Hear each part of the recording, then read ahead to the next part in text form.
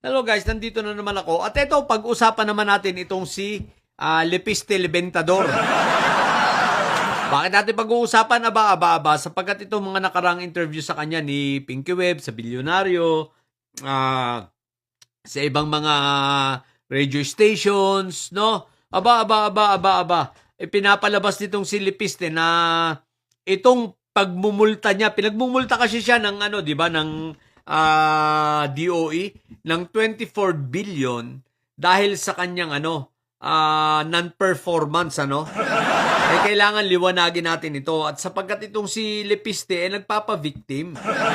Pinapalabas niya na ang mga bagay na nangyayari ngayon sa kanyang buhay, sa kanyang negosyo at itong mga pagpapamulta sa kanya ay dala ng politika at dahil sa Cabral Files. Excuse me po, Congressman Lepiste. Yung iba magugoyo mo pero yung marunong hindi mo na po magugoyo, tigil-tigilan mo 'yan.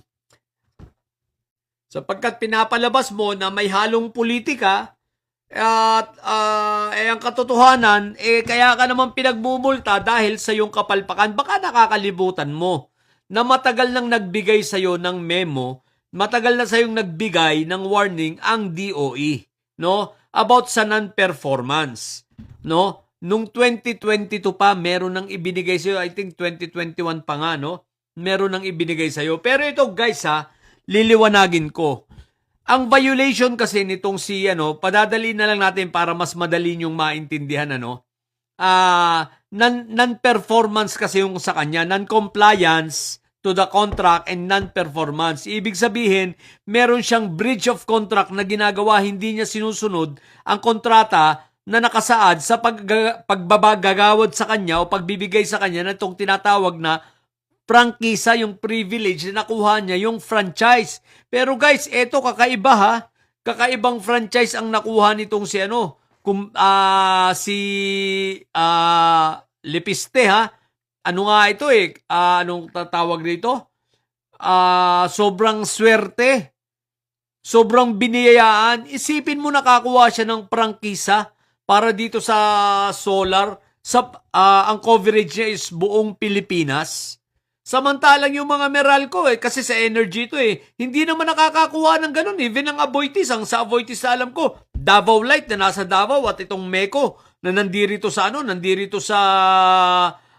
Cebu, no? Pero hindi sila nakakuha ng buong Pilipinas. Pero ito, grabe, biniyayaan at pinagkaloob ni Fentaboy at ng Kongreso na magkaroon siya ng prangkisa sa buong Pilipinas. At sa totoo lang, out of the 48 contracts na iginawad sa kanya sa isa sa mga kumpanya niya, na itong kumpanyang ito ang pinagmumulta, 32 rito ang tinerminate ng DOE. Tinerminate dahil nga sa hindi pag-comply o hindi pagpuproduce, pagbibigay ng output. Ibig sabihin, hindi niya ginawa yung dapat ay ginawa niya nang naaayon sa kontrata. So ngayon, sino ang lugi rito? Unang-una, hindi lang po gobyerno ang lugi rito. Bakit malulugi ang gobyerno? Dahil mapepending po yung sa tinatawag na Energy Development Plan ng DOE na yan ay pangmatagalan. So kasama yan. Pag sinabi po kasing Energy Development Plan, ito yung mga plano ng Department of Energy upang pababain ang ating kuryente, bigyan ng sapat na supply, at tuwing hindi tayo magkaroon ng krisis tuwing summer na tinatawag. Nakalakasan ang pagkonsumo ng kuryente dahil sa init. So ngayon, hindi tinupad ngayon nitong si Lepiste yan. Ang malupit pa rito, as in talagang wala siyang na-produce, wala man lang talagang nagawa. So ngayon, sino ang ninakawan niya rito? Ang ninakawan po niya rito ay hindi lamang ang gobyerno, ninakawan niya ng pagkakataon itong mga kababayan natin na mga nasa liblib na lugar dahil itong solar na ito, aabot sana ito dito sa mga kababayan nating nasa liblib na lugar. Dahil sa katarantaduang itong ginawa ni Lepiste, hindi nagawa, hindi naabot. So yung mga plano naputol. Hindi nagtuloy-tuloy. At the same time, kung itong nagtuloy-tuloy, itong solar farm na tinatawag, ito sana ay makakadagdag ng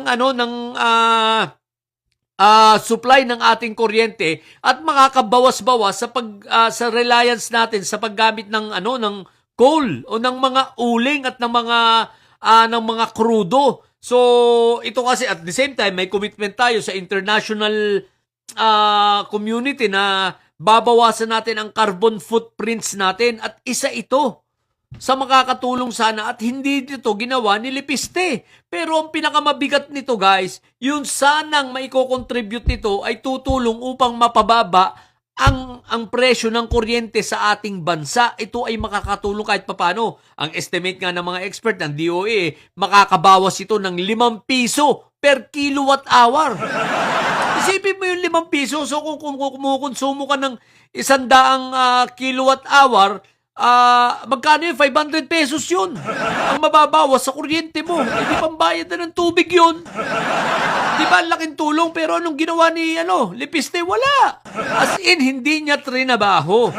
Ang masama pa nito, guys, ay kawawa yung mga nasa liblib natin o nasa sulok na mga kababayan natin na hindi maabot ng kuryente, hindi kable. Sana ito ay makakatulong rin, itong solar project na ito, itong solar farm na ito. Dahil magtayo ka sa isang liblib na lugar ng mga battery doon, lagyan ng solar, di ba? Transmission doon, may supply na niya yung isang barangay na yon. At hindi ginawa nitong si Lepiste. Di ba? Plus ito ay makakatulong pa sa paghahati doon sa ating grid line, di ba? So wala, as in talagang hindi niya ginawa. Yan ang problema. Binigyan ng napakalaking kontrata pero hindi naman pala capable. Maaring may capable siya sa pera pero hindi siya capable sa management dahil kulang siya sa experience. Hindi porke pinanganak kang mayaman, alam mo na ang gagawin. Iba pa rin talaga yung ikaw ay may experience na nakapagtrabaho sa isang corporate at nakapwesto ka man lang kahit sa management para nakita mo kung anong pagpapatakbo. Pero kung ako naman, sa bagay, kahit mayaman ka, kung hindi mo nga kaya patakboy, kahit kumuha ka pa ng magaling na presidente, di ba, na magmamanage siya na kung hindi mo nga alam ang takbo ng isang korporasyon, paano patakboy ng isang negosyo, ganyan ang mangyayari. So, ang nangyari, as in, wala talaga, hindi siya nagtrabaho, walang iprinuduce na output. So, in short, at talagang sinayang ang 5 taon mahigit. 6 na taon yata, to be exact, no? Sinayang lang nitong si Lepiste. So, ang lugi dito ay ang taong bayan. Ngayon, pinagmumulta siya ng 24 billion, which is good. Mauubos ang ubos ang kabuhayan ni Lepiste rito sa 24 billion. Akala niya, ha?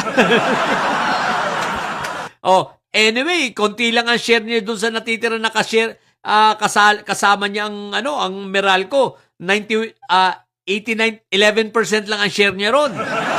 So, hindi siya majority share doon. Pero guys, itong mga kumpanya niya, lalo na itong pinagmulta na kumpanya nitong si Lepiste, sole proprietor po yan. Solong negosyo niya yan. Solo lang siya dyan. Hindi po yan corporate. Solo siya. Yan ang problema at hindi niya alam i-manage. At hindi lang talaga hindi niya alam i-manage. Talagang hindi sila nagtrabaho at hindi ginawa ang dapat nilang gawin ayon sa kontrata. Ngayon, ang ginawa, ibinenta pa. What the heck? Diba? So ngayon, ang tanong, paano kung hindi niya bayaran yung 24 billion? Dyan, magkakaroon na siya ng kasong kriminal, sigurado ako dyan. Hahabulin siya ng gobyerno, magkakakaso siya na kriminal. So, mafo-force din siya babayaran at babayaran niya yung 24 billion na multa sa kanya sapagkat ito ay nakasaad sa kontrata. May computation ito. At base sa computation, umabot ng 24 billion. Okay? So ngayon, iiyak na lang itong si Lepiste Lebentador. Yun lang. Sa mga bobong didilis at may saya dyan, ang tatay nyo ay karton, manatili kayong may saya sapagkat ang may saya ay laging high blood. Bye!